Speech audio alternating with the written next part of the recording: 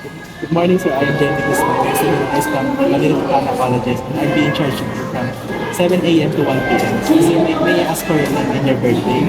John Alfonso Elapuro, August 3, 2004. So, your the physician has ordered me to assess your abdomen. So, I'll be asking you some questions and touch some parts of your body. So, may I ask for your consent for this assessment, sir? Okay. So, okay na po ba mag-provide ng guide assessment? Yes. So, start na po tayo sa subjective data. So, may abdominal pain po ba tayo, sir? Wala.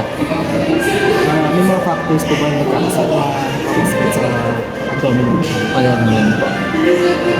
Symptoms, other symptoms. Wala po. Mga iba pang nararamdaman po, mga may bleeding, nagsusuka, Wala naman. recent gain weight po or recent weight loss. Wala po. So, sa past history naman po tayo, may previous abdominal pain po ba? Wala po so far.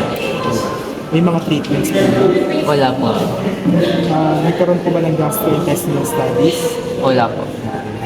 Sa family history niyo naman po, may nagka-stomach, colon, or liver cancer po. Wala po. Abdominal pain, appendicitis, colitis, or hemorrhoids po. Wala po. Sino po yung responsible sa nutrition niyo?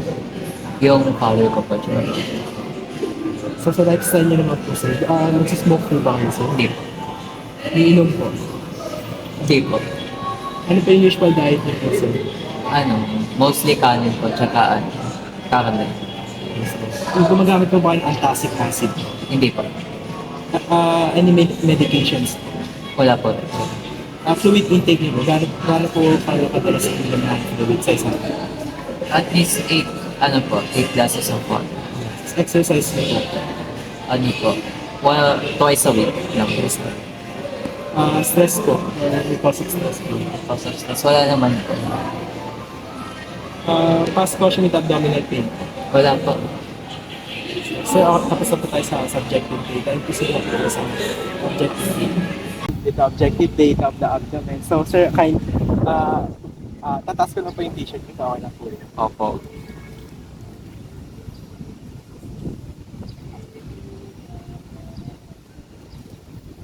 Only expose the abdomen part. So, I'm going to inspect the skin tone. So, the skin is pale, the same color as the patient, and then going to inspect the umbilicus. And then, so, the umbilicus is at the middle. And then, upon inspecting the contour of the abdomen, it is flat. And then, I'm now inspecting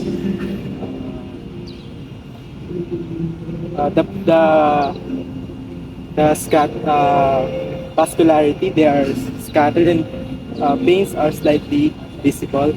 And then the aortic pulsations is not visible, but the respiratory movements can be seen. So sir, just consider na po yung abdomen.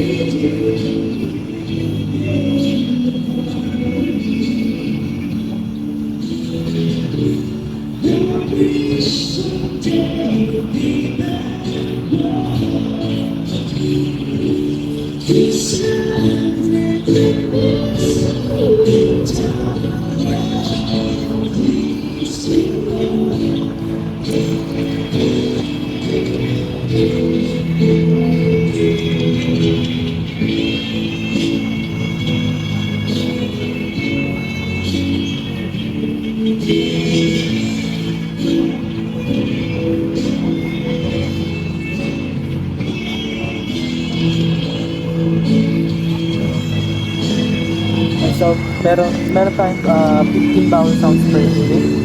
Then, sir, i-associate naman po sa aortic o kung may group sound.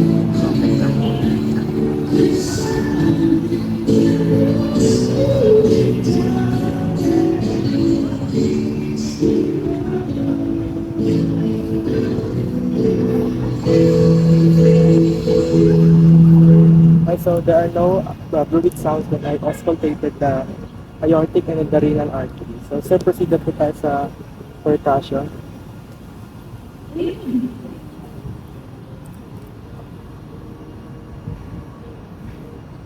So, I'm now going to percuss the tone of the abdomen.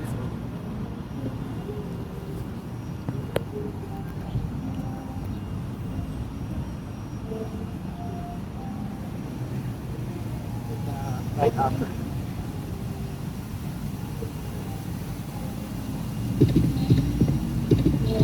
Left upper.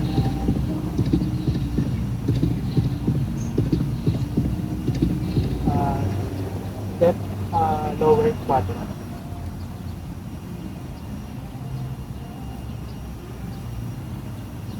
And I am now going to percuss for the liver.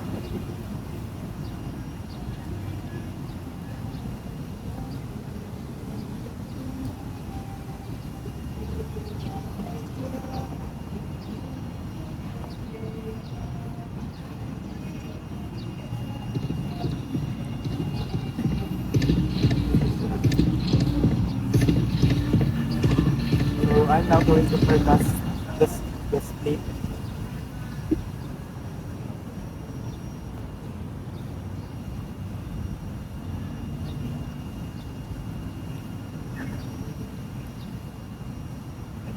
So sir, i-blunt percussion ko naman po yung kidney and liver. Dahil sir, tayo. Ascending position.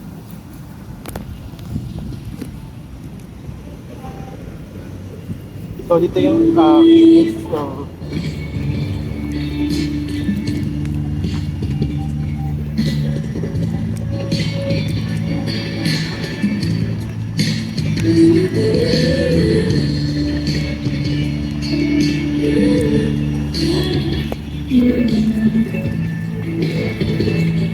so sir, proceed na po tayo sa palpation.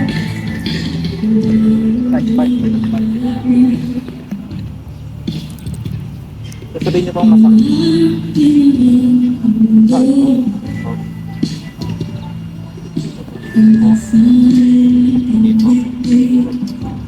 So, proceed na po tayo sa deep palpation. Palpation.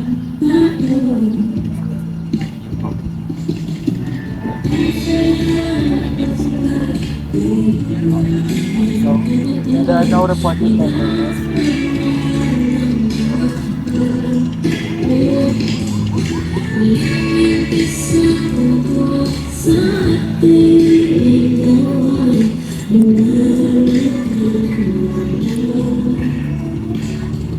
Kasi papalpit ko pa yung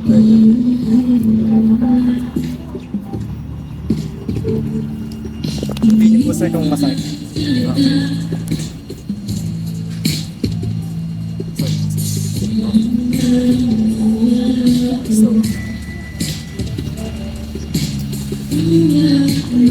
So papalpit ko po sir yung aorta and then yung kidneys.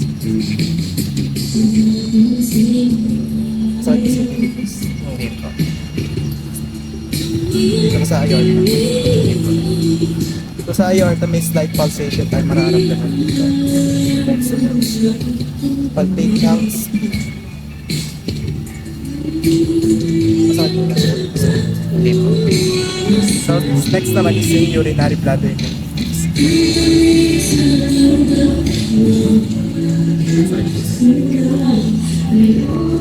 When urinary bladder is slight, usually palpable siya. Pero sa kanya hindi. Then the next is shifting dullness naman po tayo. So pwede pa as itong side. Para lang po ito sa mga patients na may fluid po.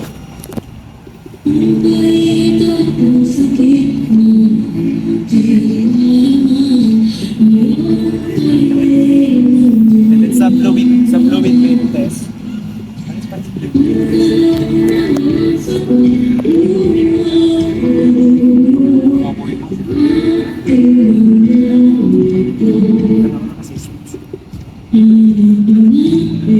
Pero dapat para lang po sa dalawa.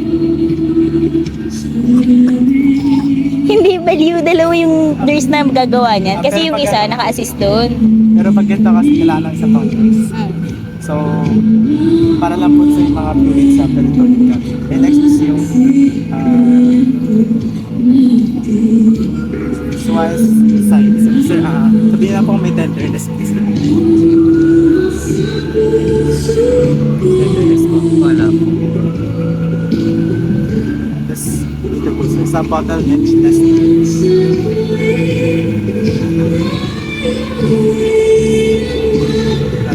Wala po.